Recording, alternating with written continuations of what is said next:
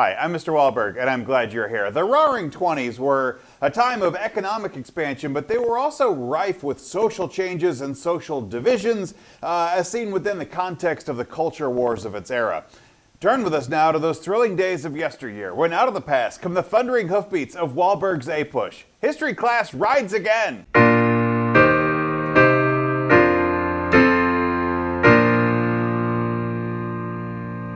We have two objectives today. By the end of this class, you should be able to analyze the major confrontations between fundamentalism and pluralism in its time. You should be able to explain the youth-dominated decade that became called the Roaring Twenties. But let's begin in our first Roman numeral. Here I want to talk about the fundamentalist revolt, and we need to kind of get some definition of terms, because sometimes the term fundamentalist is used, I think, imprecisely. The 1920s saw a surge in religious fundamentalism, which is a Protestant Christian movement based on a literal interpretation of the Bible. It argues that all important knowledge in the world is found in Scripture, and that the Bible is the Word of God. And if it's the Word of God, then every detail must be literally true, because God doesn't tell lies. Fundamentalists campaign to rid Protestantism altogether of any, sense of modernism. Many evangelical Protestants really felt threatened by the decline of traditional values and the increased visibility of Catholicism and Judaism because of immigration and those rapid influx of people into the country. Fundamentalists were skeptical of some scientific discoveries and some theories, and in particular rejected the idea of evolution. Fundamentalism, much of the press portrayed fundamentalism as a movement of backwards bigots who weren't part of reality, maybe sometimes that's still the portrayal today. A lot of famous fundamentalist preachers led huge religious revivals because it was a pretty vibrant religious movement at the time. Take, for instance, the character of Billy Sunday. Billy Sunday was an actual person. He was a professional baseball player turned preacher, and he held these emotional services throughout the South. People would, characterize Billy Sunday as a really vibrant, electric, exciting personality. There's, pictures and illustrations of him standing on the dais, to shout at a crowd. The second person I want you to meet is Amy Semple McPherson. She, not in the South, but we meet Amy Semple McPherson in the West. She used Hollywood-style showmanship with radio preaching to homesick Midwestern migrants into California, and was, kind of a sound of what people, might have hoped to find back home. Fundamentalists, as a cultural movement, besides a religious movement, supported prohibition. Others viewed it as, kind of a violation of individual freedom. Prohibition also raised questions about the balance between federal authority versus local law, the virtue of legislating morality, and eventually caused a split within the Democratic Party. Subpoint B. Here I want to talk about a balance, a battle that seems as old as time, and it's one that comes up again and again, even to us moderns, a question of science or religion. In 1925, the state of Tennessee passed a law making it a crime for schools to teach evolution. And so the ACLU, the American Civil Liberties Union, which we met in our last class, announced that they would make a test case challenging the constitutionality of the law if they could find a teacher in the state of Tennessee who would be willing to be a defendant. So to break the law, to get arrested for breaking the law, and to go stand trial, and then it could be challenged in court from there. The ACLU backed John Scopes. John Scopes is one of these great figures in history, not because John Scopes was not some crusader for the idea of evolution. I think he was kind of maybe this isn't fair to say, but in my head anyway, he's kind of a worthy puppet. He was a football coach. He was a substitute biology teacher. He's not like some scientist and crusader for the ideal. But he was put up to it and agreed. His line was, if you can prove that I've taught evolution, which isn't exactly like a ringing endorsement for your own academic career, but he says, if you can prove that I've taught evolution, and if I can qualify as a defendant, then I'll be willing to stand trial. Scopes used this book. I kind of make a mention of this in the notes. It's not going to appear on your test, but it's a great detail of history. He used this book called Civic Biology, which in its title, Civic Biology, seems to me like it's making more of a claim on government than it is on science. But anyway, they used this book in the Rea County Public Schools, Civic Biology. It was actually one of the most common textbooks in the day, which tried to it was curiously interested in the questions of race and eugenics. It was a dangerous application of Darwin's principles. All in all, the textbook is entirely indefensible by modern scientific standards, but it was one of the most widely used textbooks of the day. That's certainly what Scopes would have been assigning in his class. Clarence Darrow. Clarence Darrow took up he was like the defendant. He was Scopes' defending attorney for the ACLU. He was the most famous trial lawyer of his day. Clarence Darrow was famous for representing people against corporate corruption. He was an acknowledged atheist. He despised religion in the public sphere. Clarence Darrow was funny. He was urbane. He was charming in his cynical sarcasm. And he was exactly the kind of attorney that the ACLU would want. He was, intelligent, had some swagger to him, and had social cachet also. On the other side, Tennessee realizes that they also need a powerhouse to go defend their position as well, to be the prosecutor in this case. And so, they need somebody of the star power that the ACLU has, and they find, welcome back to the stage, four-time presidential candidate and biblical scholar William Jennings Bryan, who was named as the special prosecutor on behalf of the state of Tennessee.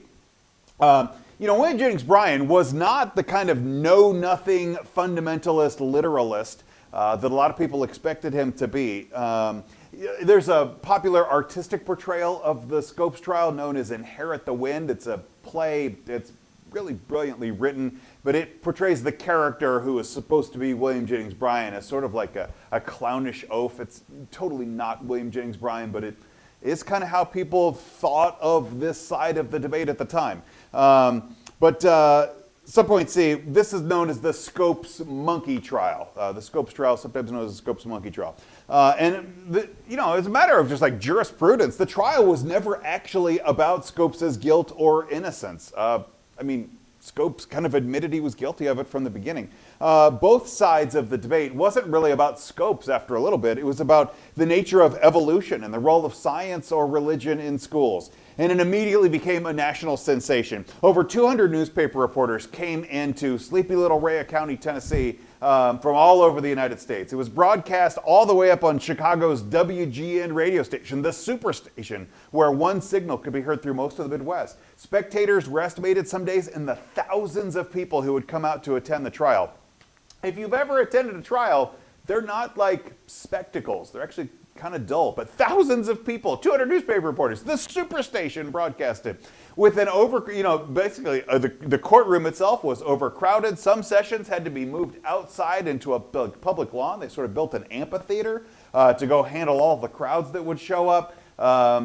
And it was a circus. And literally kind of felt like a circus. There was trained chimpanzees out there performing oh yeah, here's your uncle. You got a monkey's uncle? This is your ancestor right here. Trained chimpanzees. There were gospel choirs on the other sides, trying to, whenever the prosecutor would come up, they would get real quiet. Whenever the defending attorneys would come up, the gospel choirs would start singing and making a big commotion, trying to drown out Clarence Darrow. It was a circus. There was a 10-foot banner hung on the public latrine. It was the 1920s, the bathrooms outside, whatever. A 10-foot banner hung on a public outbuilding declared, "Read your Bible." This was not what you usually expect out of American jurisprudence. The biggest moment came when Clarence Darrow, who's the defense attorney, needed an expert witness to go stand question on the Bible. And he calls an expert witness, and listen, if I got any future attorneys watching this video, this will never happen, and you should never try it in your, legal career. But the defense attorney needed an expert witness and called to the stand self-proclaimed Bible expert William Jennings Bryan, who is the prosecutor in this very case and should by no means be standing as a witness for a case. But basically, Darrow kind of baits William Jennings Bryan into taking the stand as a defense witness in the case he's prosecuting. This is a bad idea, but he does. And William Jennings Bryan takes the bait and goes and takes the stand. And there, Clarence Darrow intends to just totally befuddle Bryan. Intends to just show these fundamentalists are a bunch of idiot clowns. And he asked Brian things like, was the earth created in 6 days, as stated in Genesis? And then Brian, remember, he's not actually a fundamentalist, he suggested that maybe a literal 24-hour day isn't how this should be read. I mean, the sun wasn't invented till the third day. The first day could have been 25 hours. It could have been 25 years. It could have been 25 epochs. It was a poetic understanding of creation, not like a literal understanding of creation. And when he said that, the onlookers in the crowd gasped. The defense attorney side would look at William Jennings Bryan and say, like, the prosecutor doesn't even believe the stuff he's selling. And the pro creation side looks at it and says, our own prosecutor doesn't even believe in this case. Like, the onlookers gasp, like, he's not one of us, and he's not even one of them. But William Jennings Bryan was losing his supporters. If you look at the transcript of the trials, and this has been a well-studied transcript, and you can find it, even on the internet today, it actually shows that William Jennings Bryan is not the clown that Darrow expected him to be. It's actually Darrow who comes off pretty poorly in this. He's, as it seems like an anti-religious bigot and a guy that just won't let it go. Or at least like a cynical who's just too cynical for his own good. It's William Jennings Bryan that comes across as measured and even with good responses along the way. Nevertheless, John Scopes was found guilty of teaching evolution and fined $100. This was actually always the point. Scopes was supposed to have been found guilty because then the trial can get appealed. Like, they bring in a hotshot attorney for this. But actually the goal is to lose, so he could eventually make it up into the Tennessee Supreme Court, or even the United States Supreme Court, which was really the point of the case, to go get the law overturned, not ever really to defend Scopes. So, according to plan, Scopes' lawyers appealed. The higher court actually refused to hear the case, though, and told the prosecutors to drop it, and they shouldn't push it either. The Scopes monkey trial was supposed to be about overturning the law in Tennessee, and it didn't really go anywhere. Kind of a flop. The law actually remained on Tennessee books until surprisingly late, 1967. In 1968, the Supreme Court of the United States ruled evolution bans were unconstitutional, and eventually the Scopes side won, but it took a long time to get there, subpoint D. While we're talking about cultural changes, we need to pick up kind of an awkward part of history, and it's the resurgence of the Ku Klux Klan. We've met the Ku Klux Klan before. They were the organization that comes out of the Civil War. Grant essentially squashed the Ku Klux Klan back in the 1870s, and they died out. There really wasn't a Ku Klux Klan. Kind of in the Wilson years, the late 19-teens to the 1920s, there is a resurgence of them. It's like a reforming of the Klan. It's not a continuity, but it's like a re-establishment of the Ku Klux Klan, where it was reborn in the city of Atlanta in 1915 after the lynching of Leo Frank, who was a Jewish man accused of killing a teenage girl. In 1924, the Ku Klux Klan claimed, it was like probably their membership peak of 2.4 million members. The spreading to the north and to the west from there. The Ku Klux Klan opposed black people, Catholics, Jews, immigrants. They didn't like unions. They didn't like saloons. The Klan outright controlled a lot of state politics. By the end of the 1920s, the Klan was really losing its favor. Its associations with basically power and violence just struck people as they just didn't really like that part of it. And so the Ku Klux Klan kind of peaked in the early 20s. And declined as people just didn't want to be associated with that too much more. Our final Roman numeral of this unit is about a little bit of a happier note. It's a rare thing, I think, in an A-Push class we get to end on a happy note, but let's end on a happy note today. I want to talk about kind of some new heroes and some old dreams, beginning with some newfound leisure time. In the 1920s, a lot of people began to have extra money. The technology, the working conditions, the export conditions, the overall economy was lifting. So much that a lot of Americans finally had a little bit of free money to spend and a little bit of time to spend it in. And so, we see kind of just like how people live life changes in the decade. Crowds were attending sporting events and athletes were glorified by the media. In 1919, Babe Ruth set a single season home run record. It was electrifying. One person could hit as many as he did. It said 29 home runs in a single season. That was frankly, that would still be electric on my favorite team, the Kansas City Royals. But in 1919, he sets a single-season home run record. In 1920, the next year, he breaks his own record. He nearly doubles it, hitting 54 home runs in a single season. In 1921, he broke it again, hitting 59 home runs in a single season. And in 1927, he broke it again, hitting 60 home runs. One person, 60 home runs. That year, in 1927, this is astounding. Babe Ruth hit 1 out of every 7 home runs hit in the entirety of the American baseball. That's like, holy cow, this guy was a machine. I mean, today, hitting 60 home runs is still a great feat. Anybody who's in the 50s home runs is considered a really great player, a really great home run hitter. But today, they got personal trainers and like nutrition packages, and Babe Ruth did it on hot dogs. Amazing. The next person I want you to meet is Rube Foster. Andrew Rube Foster founded the Negro Leagues in 1920. There had been several attempts to find organizations for black baseball because black baseball players were excluded from the major leagues, like Major League Baseball. So there was several like competitive parallel leagues that were being established, but most of them weren't financially successful until Rube Foster comes up with the model and establishes a league for black ball players and really gives the Negro Leagues as we understand it today as students of history. He's the man on it. The next person I want you to meet is Helen Wills, who is a fascinating career. Tennis players in the room might appreciate this story. Even like, I'm not a tennis player. I love watching tennis, but get this. From 1922 to 1938, Helen Wills won 31 tennis titles. Between the French Open, Wimbledon, and the U.S. Open, she won them in singles. She won them in doubles. She won them in mixed doubles. She was a machine. Helen Wills, one of those that I don't think we appreciate her contribution to athletics nearly enough. The next person I want you to meet is Gertrude Ederle, who is, this is like the superhuman feat. Like, I'm not even sure this counts as sports, just like amazing things human beings do. When she swam across the English Channel in 1926. The English Channel is cold, icy, choppy water. I mean, she's swimming in the summer, so it's not icy, but like it's cold, choppy water, even in the summer. This is not good swimming. But she swims 21 miles across open water. And in 1926, Gertrude Ederle became the first woman to do so in 14 hours and 31 minutes. It's crazy. She's just like out there swimming the whole thing. There's like a support boat, but she's not like grabbing onto the side to get her breath. That's 14 hours of swimming across open, choppy water. Good gravy. Subpoint B.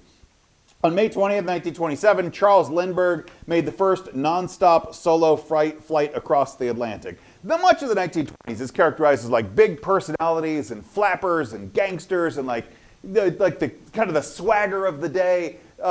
Lindbergh is not that. He is a Minnesotan. He is quiet. He's an introvert. He's just like a dude that likes to do stuff. But he became this like Minnesotan small town guy, became a symbol of honesty and bravery in an age of excess. In his airplane, the Spirit of St. Louis, he flew from New York City up the coast of Canada to Newfoundland. He then hung a right across the Atlantic towards Europe. He flew for 33 hours and 29 minutes, where he landed outside of Paris to a mob of fans. That was his goal, to go from New York to Paris. He goes kind of up in the north to go do that. He lands down to a mob of supporters who are excited to come see him along the way. 33 hours is a long time. They don't have autopilot. He's got to like hold the stick at the time. This is not good navigation. He goes long period of times where he can't see because the plane is iced over. He does it like with a basket of sandwiches that he has to eat while holding the controls of the plane. There's no like potty breaks for 33 hours of flight. He became an international hero. Subpoint C.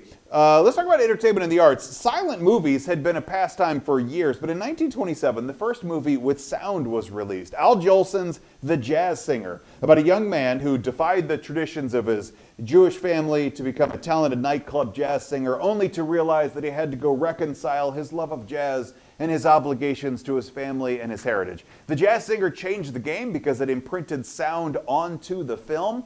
There had been sound in film before, like there would be music to be played or maybe like short little recordings, but a feature-length film that had periods of like music and singing with it. The whole actually movie wasn't sound, like large bits of it were still title cards being popped up, but there were segments where he would go and sing to the audience, and it was groundbreaking.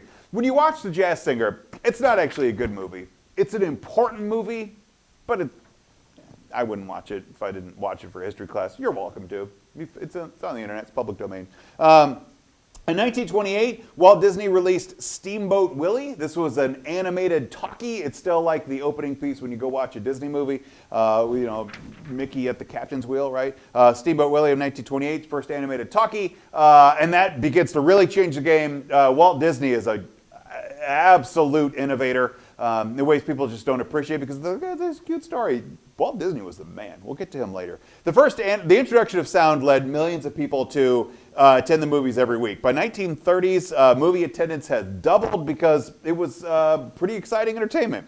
George Gershwin, in terms of music, was using jazz, the emerging style of jazz, to go create American music, creating a jazz classical fusion in works like Rhapsody in Blue in 1924, and American Paris in 1928, and later jazz operas like Porgy and Bess in 1935. You know the sound of Rhapsody in Blue. If you were to go look it up on YouTube right now, you would immediately click with that sound. It's one of the most recognizable opening bars in American music. Subpoint D. Hey, I want to talk about the visual arts and painters. Painters portrayed American realities and American dreams. And the first person I want you to meet is one of my favorites, Georgia O'Keeffe. She painted, Georgia O'Keeffe has two phases in her career. She's got her first phase where she's a New York artist painting urban scenes. Intensely colored canvases of New York. I love there's one that I'm maybe on the screen behind me, but one that I'm kind of thinking about that's is a tall skyscraper, and I love the wisp of smoke that comes off the top of it. It's such an elegant movement on it. It's great. At some point, she changes in her career, and she goes from New York, and she moves to the American Southwest, and there she begins desert scenes. She is the great painter of flowers, these extreme close-ups onto the flowers. It's great. I think she has a great sense of color and a great sense of simple detail. It's great. She's most famous for those flower paintings. She became the first woman artist of real notable success, although she always resented being called a woman artist. She always preferred to be known as an artist, as a woman's artist. She wasn't looking for an asterisk or one more adjective onto there. The next person I want you to meet is Edward Hopper, who I love Edward Hopper's style. There's a sense of cool loneliness to it, the loneliness of American urban life, with paintings like Automat in 1927. We don't really have automats anymore, but they were vending machine restaurants that a person could go solo. It's kind of the predecessor of fast food, but the painting of Automat, I think, really gives a sense of kind of cool loneliness to it. But also Chop Suey in 1929, where the figures are sitting in a restaurant, and they're together, but it doesn't look like there's much togetherness to it. And later, and his most famous work from 1942 of Nighthawks, again with the sense of there are people in this space, but you don't really understand the relationship they have to each other. It's great. I mean, it's sad. It's great. Edward Hopper.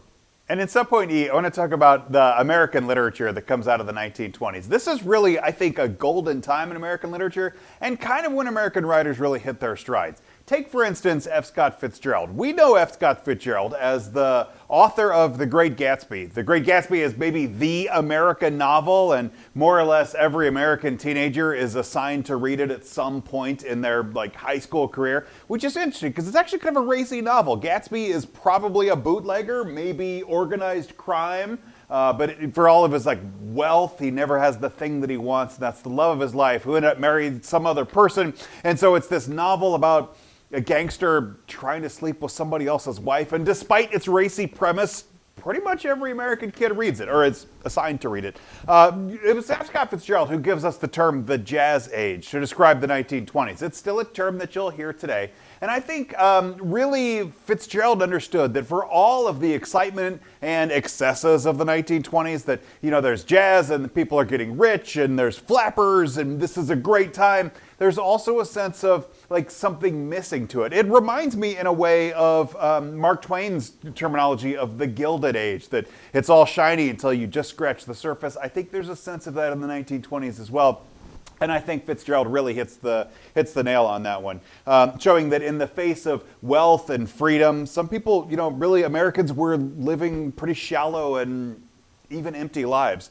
Writers of American cultures, writers actually kind of got soured on American culture. The weight of things like the Hays Code and, like new moral expectations. Really, a lot of Americans just said, this might be kind of a sinking ship for a while, and left and moved to Europe, where they could go take American royalties from their, work, but live kind of like princes in post-World War I Europe. They were sometimes referred to as the lost generation. That term was coined by Gertrude Stein, who was this writer and really editor. I think her work in editing is amazing. But she kind of knew all of these famous American writers, kind of lived in their world, and she's looked at them and kind of leaving burnout lives and writing listless novels about ennui. And she says, you guys are a lost generation. That lost generation are really awesome writers. They're Fitzgerald, it's Ernest Hemingway, it's John Dos Passos, really even Gertrude Stein herself.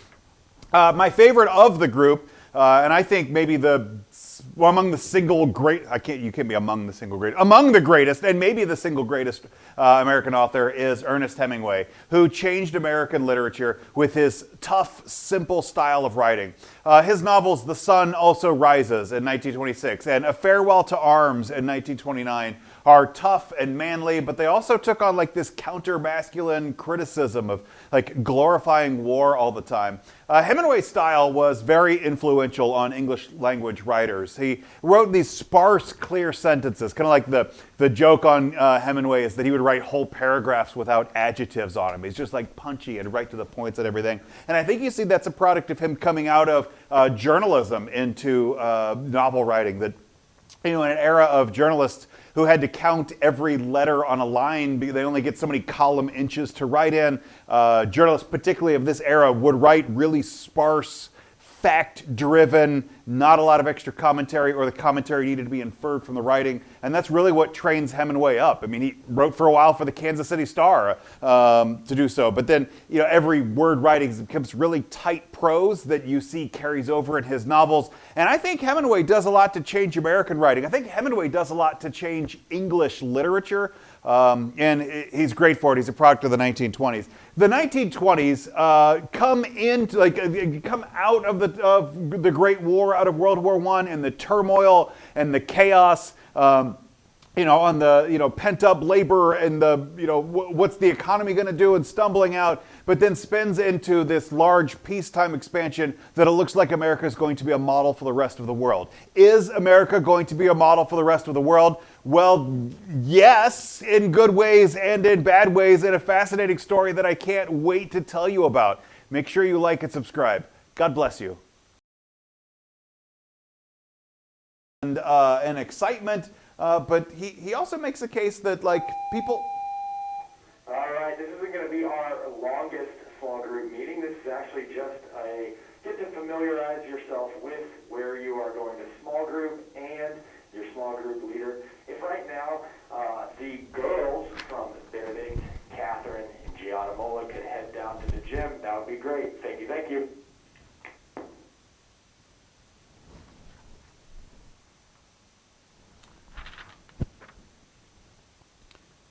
In Subpoint E, I want to talk about the writers of the 1920s. I think this is really when American literature begins to really hit its stride.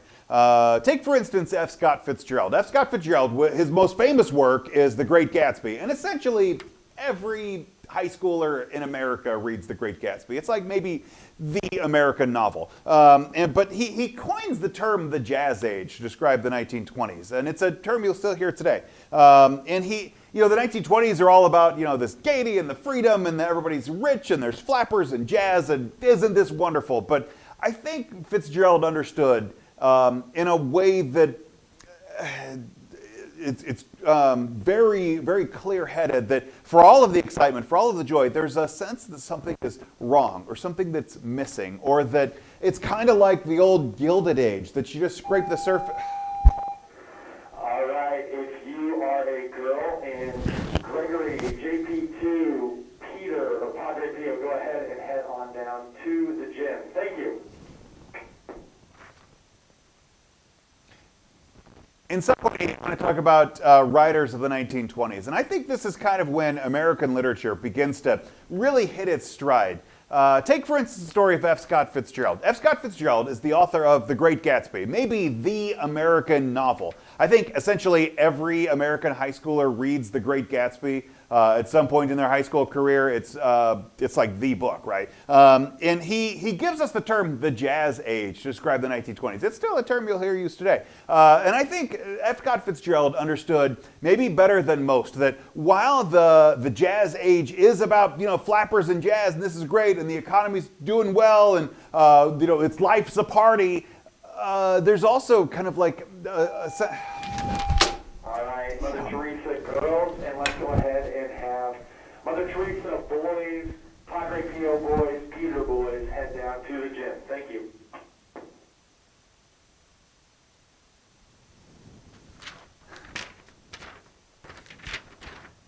Take 4. In subpoint C, I want to talk about the writers of the 1920s. And I think this is really when American literature begins to hit its stride. Take, for instance, F. Scott Fitzgerald. F. Scott Fitzgerald is the author of The Great Gatsby, which is like the American novel. The basis of The Great Gatsby is that there's this, probably a bootlegger, probably organized crime. He gets super rich, but he never gets the thing he wants. And that's the love of his life. And it's essentially this long novel about trying to steal somebody else's wife. And despite its racy premise, it's taught in essentially every American high school today. And it's something that essentially every American reads or is assigned to read at some point in their life. He gives us the term the Jazz Age to describe the Roaring '20s. Because this is still a term you'll hear today. I think F. Scott Fitzgerald understands that while the Roaring '20s are a time of excitement and economic expansion, and people are getting rich, and there's like flappers and jazz, and isn't this great? There's also a sense of like brokenness and tarnish to it that just doesn't. All right, and if you are still in your small group room, go ahead and head down to the gym.